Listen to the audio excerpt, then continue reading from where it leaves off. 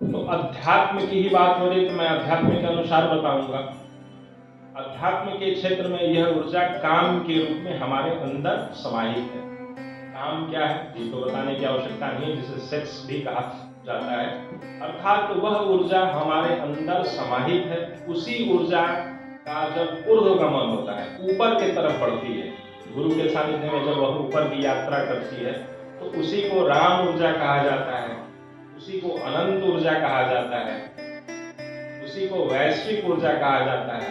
अर्थात संपूर्ण वही होता है। और अगर वह ऊर्जा वहीं की वहीं पड़ी रही, वास्तव में वह इसलिए नहीं बनी है कि आप सिर्फ बच्चे पैदा करो और अपने शरीर के तल की अनुभूति का लाभ लो।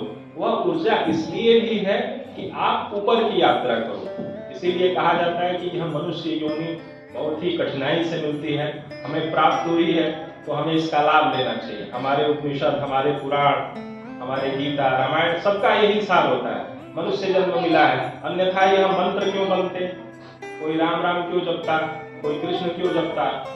सिर्फ इसीलिए हुआ कि आप अपने आप को समझ जाओ। इन सबका सार यही है कि आप स्वयं को जान जाओ, स्वयं को समझ जाओ। जो आपकी ऊर्जा है उसी को समझ जाओ, और वही ऊर्जा जब परिवर्तित होती है तो वह राम ऊर्जा बन जाती है। ऐसा नहीं है कि जो पारिवारिक आदमी होता है, जो बाल बच्चेदार आदमी होता है, वह राम ऊर्जा में बदल नहीं सकता या हो नहीं सकता, इसकी सबसे ज्यादा संभावना होती है।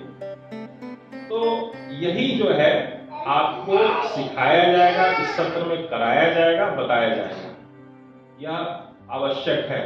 और यही जब शुद्ध होती है तो आप भौतिक क्षेत्र में भी सफलता प्राप्त करते हैं। अब प्रश्न यह है कि यह ऊर्जा कहाँ है? मैंने बताया काम केंद्र के पास यह ऊर्जा स्थिर होती है, अर्थात वह दबी रहती है।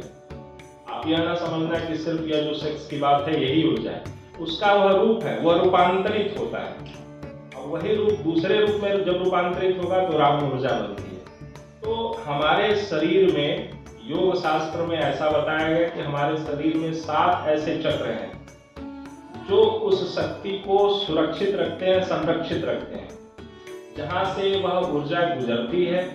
और वह ऊर्जा जब इन 7 चक्रों से गुजरती है तो आप मानव से महामानव बनते हैं। और यही ऊर्जा जब नीचे जाती है, मैंने बताया था कि जब नीचे जाती है अर्थात संबंध स्थापित होता है पति पत्नी का, तो बच्चा, संसार यह बसता है। और यह जब स्वयं के साथ ऊपर जाती है तो आपके अंदर महामानव की निर्मिति होती है, आप बुद्ध होते हैं, कृष्ण होते हैं।